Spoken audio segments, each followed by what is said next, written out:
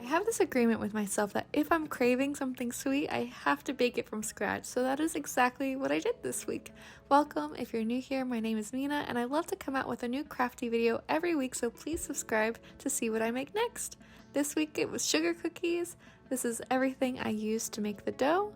Stick around to see what I used to make my icing. So just to start, these cookies are very simple and very easy if you're still very new to baking, and I highly recommend them. They're just a really nice cookie to have with your coffee. So to begin, I'm going to start with adding 2 sticks of room temperature butter,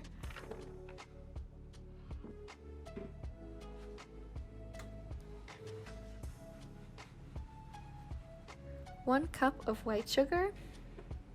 I know my Swan measuring cups aren't practical, but they're cute and they make me happy. So I'm gonna use them. Next up is 1 1/2 teaspoon of vanilla extract.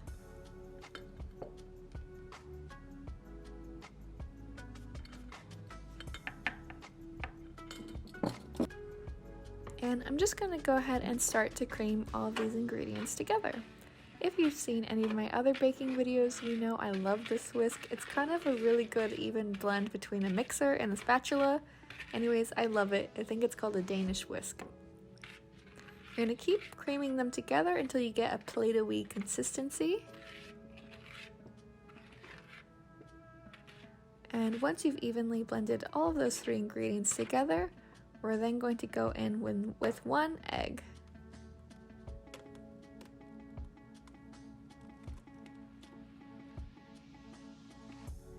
For some reason, this is my favorite step because once you add the egg, it just makes the dough into this beautiful golden color.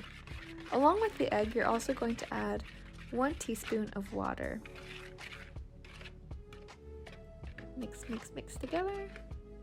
Again, until you get that Play-Doh-y consistency.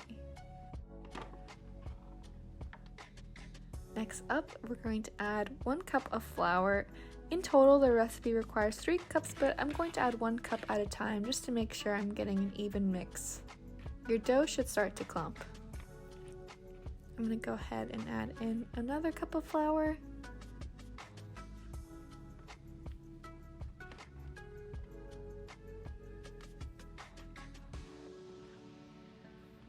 And you're going to blend that in. Even though I like to bake a lot, I don't own a baking mixer. This whisk here does the job just fine.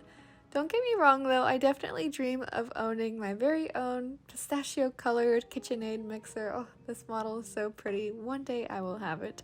But for now, this little wooden whisk does the job just fine. I'm gonna go in with my last cup of flour. I'm now going to go in with a 1/4 teaspoon of salt, 1 1/2 teaspoon of baking powder,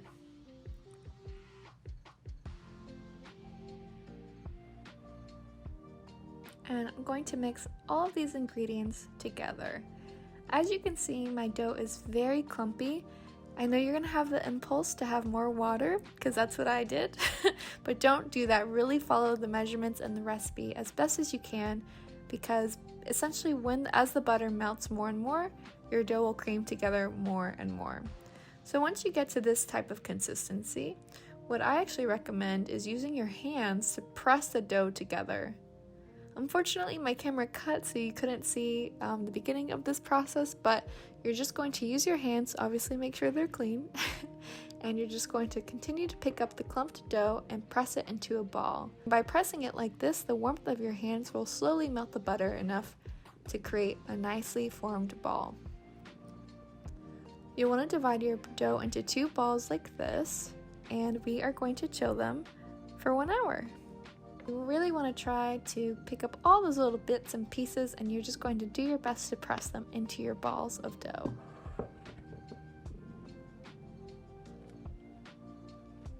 And to wrap these 2 balls of dough, I'm just going to use a single sheet of plastic wrap.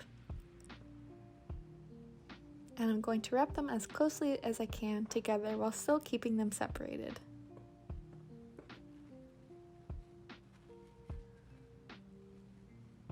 So you want to wrap them up and chill for 1 hour in your fridge. So cute! Alright, in the fridge they go. While that's chilling, I'm gonna go ahead and just prepare my surface. I'm just lightly dusting some flour on my rolling pin and my table. Once your dough is done chilling, you'll want to remove just one of the balls. We're only going to do one at a time because one ball equates to about one baking sheet full of cookies. So when you first take them out of the fridge, they're going to be very stiff, and to help warm them up, you're just going to toss them around in your hands, pressing into the center to create a little disc like this. The warmth of your hands will really help warm up the butter to create this really nice sturdy dough texture. Very slowly, because we don't want the dough to crack, you're going to roll out your dough.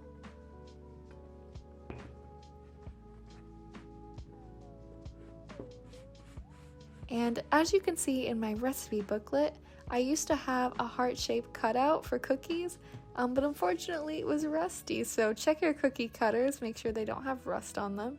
But I'm going to show you a little hack for making cookies if you don't have a cookie cutter. So after you roll the dough out to about an 1/8 inch thick, you're going to take the top part of a mason jar lid, and this will be our cookie cutter. Going to just wiggle it around, and boom! Perfectly circular cookie. You want to repeat this process until you can get all the cookies out of this sheet of dough. And once you've gotten all the cookies out of that first sheet, you want to reform the dough. And the dough, as you can see, is a lot easier to work with. Next, you'll want to just place them on a baking sheet. These cookies don't spread at all, so you can gather them pretty closely. You're going to want to bake at 375 degrees for 6 to 8 minutes. And I would just recommend checking your edges, making sure they don't brown too much. And you'll repeat this process twice. So this was just that first ball of dough. Once these finish baking, you'll want to wait for your cookie sheet to cool completely before you place the other cookies. I made that mistake of placing the freshly cut cookies on a warm cookie sheet, and they immediately started to melt on the cookie sheet. So definitely wait until your sheet has completely cooled from the first batch. While they're baking, let's go ahead and make our frosting. I don't know if I mentioned this before, but the cookies are very sweet. They're like your perfect morning coffee cookie. They've got a really good amount of sweetness, but I have a very big sweet tooth, so I'm going to add some even more sugar to my cookies by making a powdered sugar frosting. So to make the frosting, I'm going to use 2 cups of powdered sugar.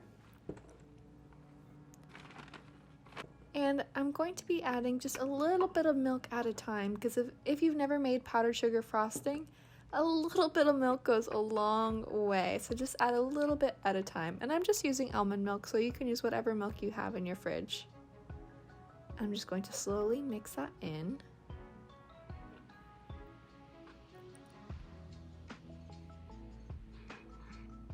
We're going for kind of like a runny pancake batter consistency.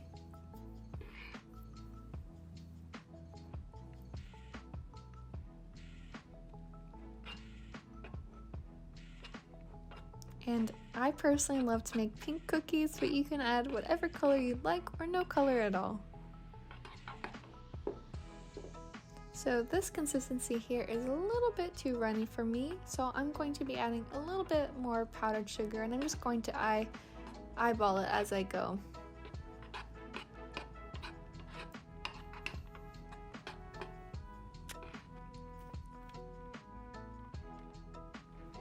Mix it in.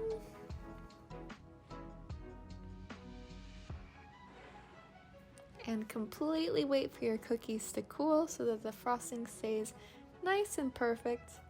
And I'm just using a spoon. I personally love to bake very messy. A lot of my friends know me to do a lot of arts and crafts, and I can be very precise when it comes to other crafts, but when it comes to baking, I don't know what it is. I just love the aesthetic of messy cookies. I think they taste better, they look more homemade, and I'm all about that. But if you're someone who's on the more precise side, definitely feel free to add some cute designs or even add different colored frosting.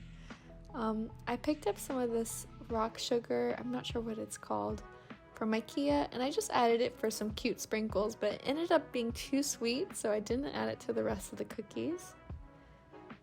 But yeah, that was the full process. Thank you so much for watching. I hope this inspired you to make your very own sugar cookies.